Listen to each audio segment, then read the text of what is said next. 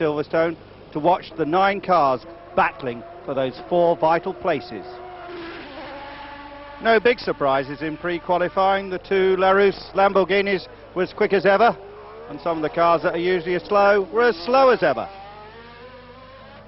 But it is Eric Bernard who set the pace, did not take to the track until the second half hour of the 1 hour session.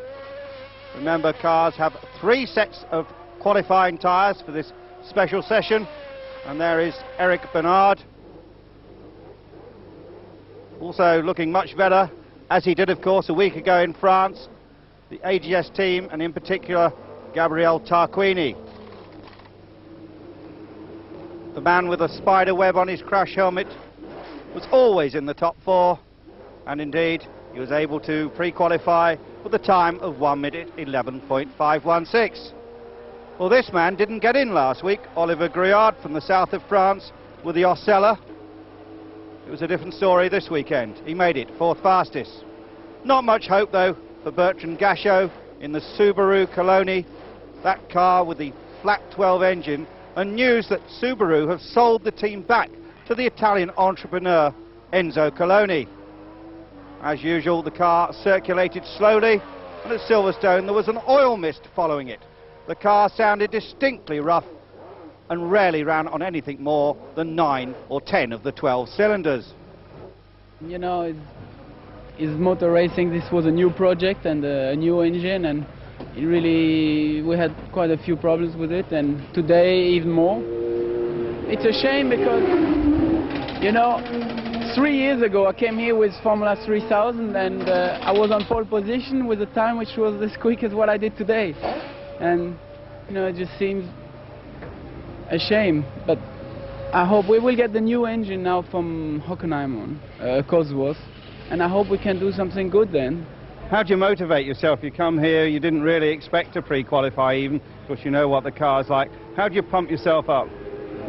Well, it's difficult, but I enjoy driving, and also the car is much too heavy and it's nearly impossible to pre-qualify. It's good fun to drive, and really I'm looking for the future, because when we get at Hockenheim I hope we have more chances. We'll see then. What's the future hold? I think we may be in a position to qualify. So let's look at those times. Eric Bernard fastest, 1:10.254. Second Aguri Suzuki, 1:11.128. Third Gabriele Tarquini, 1:11.516. And fourth, the last one to get in, Gruillard, 1:11.953. Those that didn't make it, Roberto Moreno again, Yannick Damas, Langes, Gachot and Giacomelli. Well, we've just taken advantage of the superb weather to take a break for a few well-earned minutes.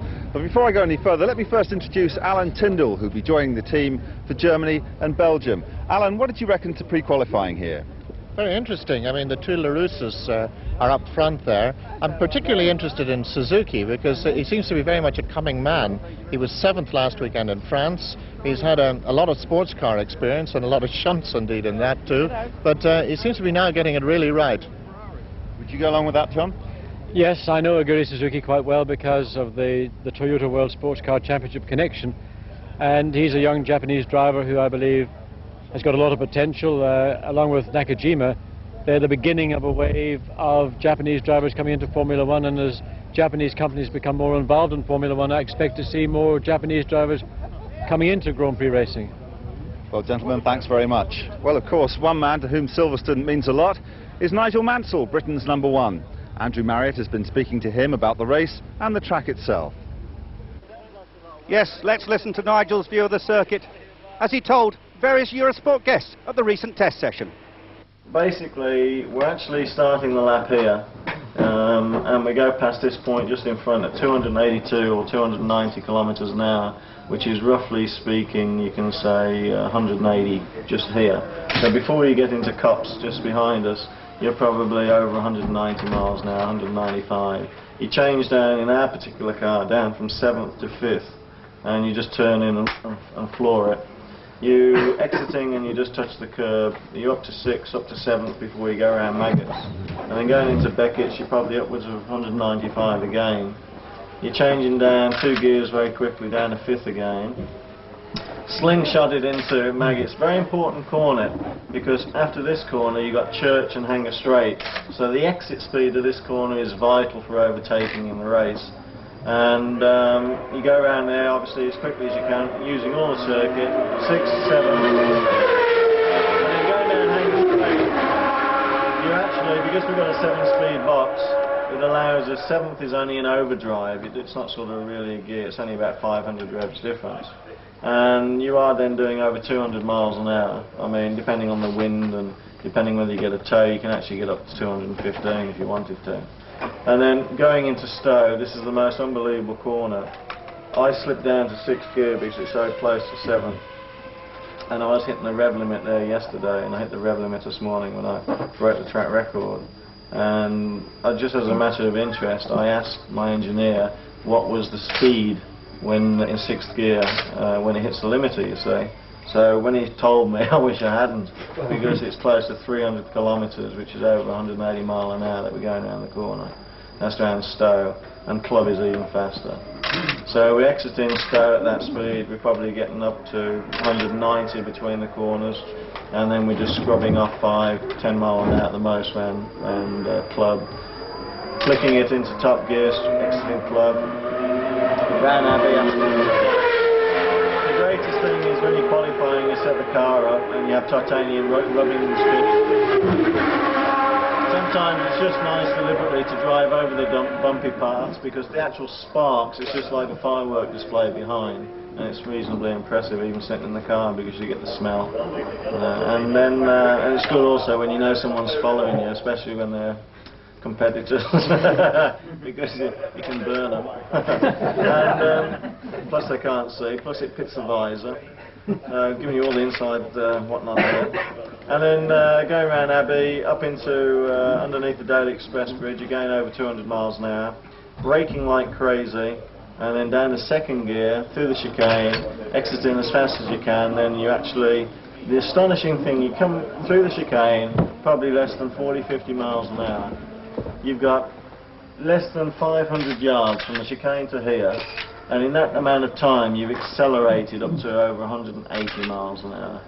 You see, and people don't realise that you can, from a standing start up to 200 miles an hour, and stop again in less than 14 seconds is not bad. The day before qualifying, and fun time for the Grand Prix drivers, at least those sponsored by Camel, down at the Green Man. This year they'd laid on a clay pigeon chute and also some driving in the Camel Trophy Land Rovers. Martin Donnelly proving to be quite a sharp shot. Of course, several Grand Prix drivers have tried their hand at the big mechanic chute at Glen Eagles in December, so this wasn't that new to them. Well, Martin not happy with that, and Derek Warwick being bothered by the rapeseed flies. They go for the camel yellow shirts, you see.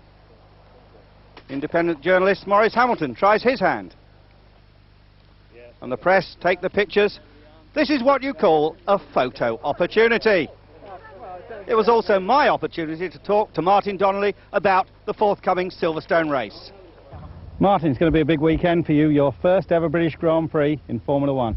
Yeah, I mean, you know, it hasn't sunk in. To be realistic, it hasn't sunk in. I mean, since I was in my teens, you know, I've been going to the British Grand Prix every year. And the fact that I'll be the far side of the fence, I'll be out there on Sunday, you know, it's a dream come true. You know, it's one of my goals in life which have been achieved. And I just hope that I have a good run at it. In 1981, the race was won by an Ulsterman. That's too much to expect this year, isn't it? I think it's a bit of a long shot, maybe, you know, in years to come, but I have to say I've been given a fantastic opportunity by Camel Team Lotus. We did some testing here about 2 weeks ago. When we had a good session, we learned a lot about the car, and we backtracked over the things we found in Mexico and Montreal, made sure we weren't going in the wrong direction. And, you know, it's my home Grand Prix. I always give 100%, but it's special to a driver. You know, you had an Italian win the Italian Grand Prix, you had a Frenchman win the French Grand Prix, and I think this weekend you're going to see a British driver win the British Grand Prix. I'll not say which one. You give 100%, but for the British Grand Prix, when you get the crowd behind you, you always find that extra little bit, and you know, I'm just thoroughly looking forward to it.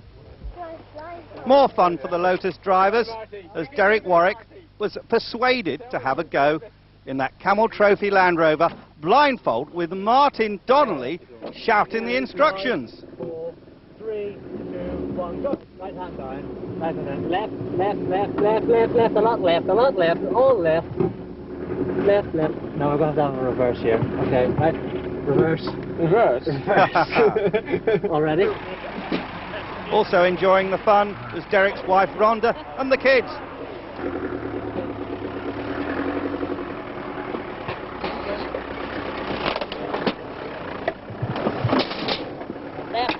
Well, a bit of light amusement there before the hard work of Friday. His left was bloody right, that was the problem. We started off bad. Now he can't get out the corner. Well, that was all good fun, but coming up, the serious part. We'll have highlights of the first timed practice session right after the break.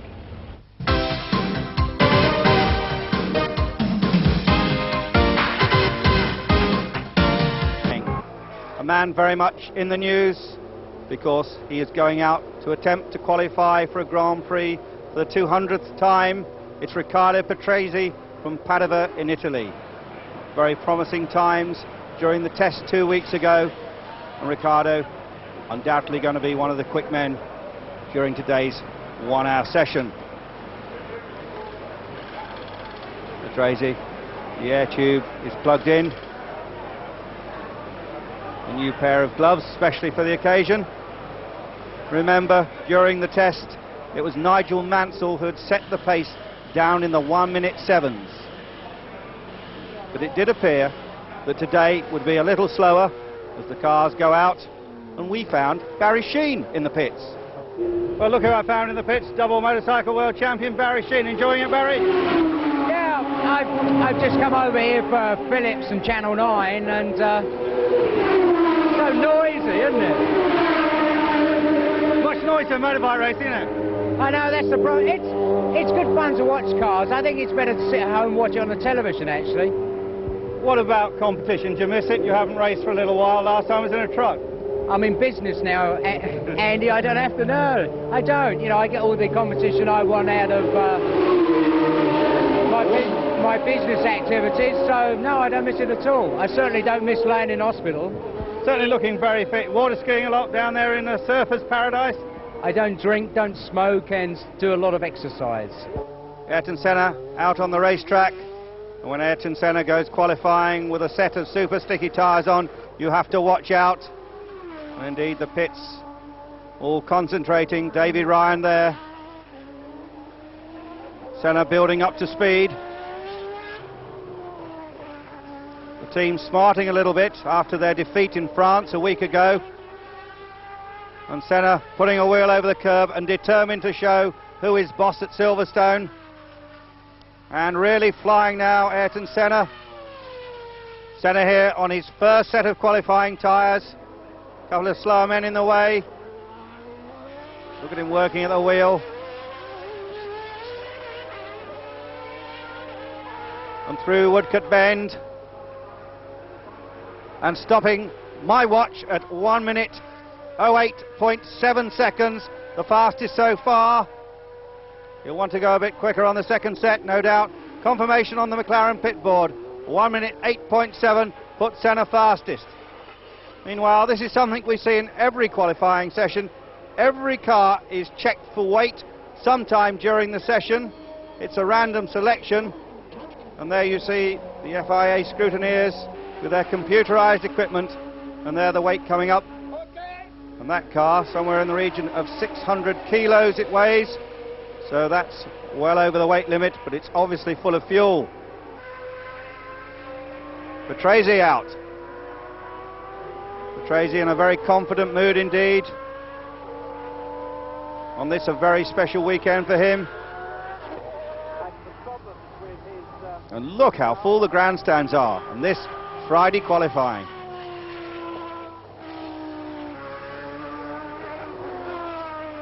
Well, the Renault V10 sounding sweet after some dramas in France. one of Patrase's favourite racetracks, and Patrese certainly looking quick indeed.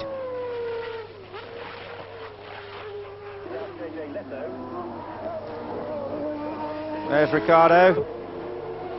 1 minute 08.677, Patrese quickest. Let's talk to Frank Williams about Ricciardo's performance so far. Well, Frank, Ricciardo's just come in, he's fastest. You must be quite happy with performance so far. Yeah, he's very quick, cars aren't bad, but it's very much a passing phase. I mean, we're only another 20 minutes to go in qualifying. I would think we'll stay in the top 2 or 3 rows, something like that anyway. And I think you consider that qualifying's a bit of an ego trip, the way you describe it. Well, it is a bit of an ego trip. You watch Prost's performance from the 3rd, 4th, 5th, 6th row, sometimes you might say qualifying is scarce irrelevant. That said, it's important to be at the front. But it's also important not to lose sight of the fact that the morning practices are probably more important.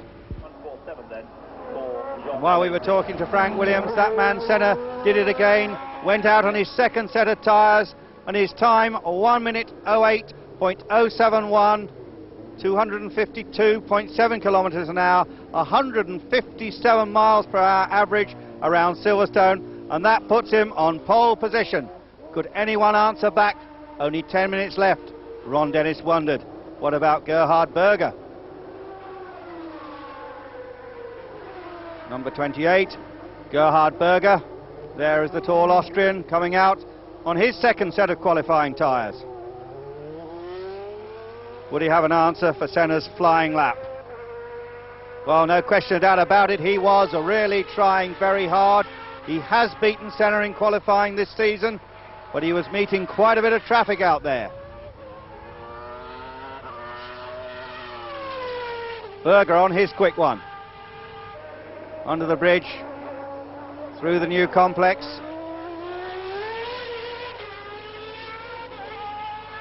Woodcut corner as Nigel Mansell comes in. Mansell had recorded the 3rd quickest time, 1:08.336 to Mansell, but Berger had gone quicker. Berger's time 1:08.246, so it was going to be an all McLaren front row of the grid. Cesare Fiorio, the team manager, having a think about that at Ferrari. And I wonder what Nigel Mansell thought. If I'd had one more lap, I might have done it. That's what he's saying, but definitely Ayrton Senna on the pole position on Friday. In the back of the McLaren garage, there was really quite a scrum. Lots of microphones there, everyone wanting to speak to the Brazilian, and I got my microphone in and found out this.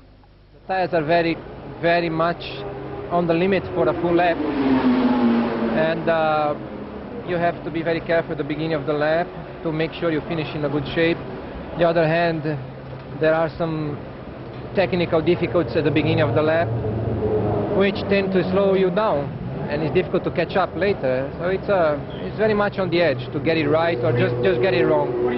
Ron, first day so far so good? Yeah, it's not a bad result for the first day's practice. Gerhard had a bad missed gear on the first set of tyres, and we had to change all the ratios for his second. I think his time's down to the mechanics as much as him. Plenty for McLaren to celebrate then. Senna and Berger.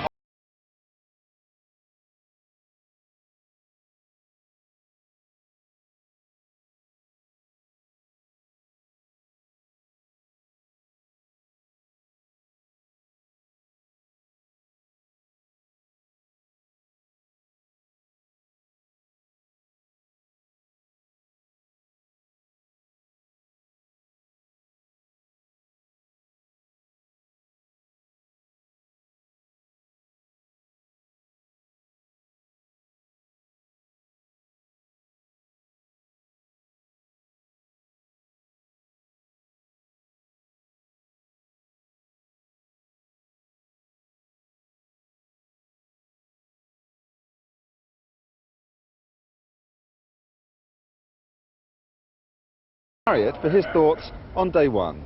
Well, what more could you ask for, Matt? Superb weather, stunning speeds, and Senna on absolute top form. Will he stay on the pole? Well, we're going to find out in Saturday's show. We are indeed.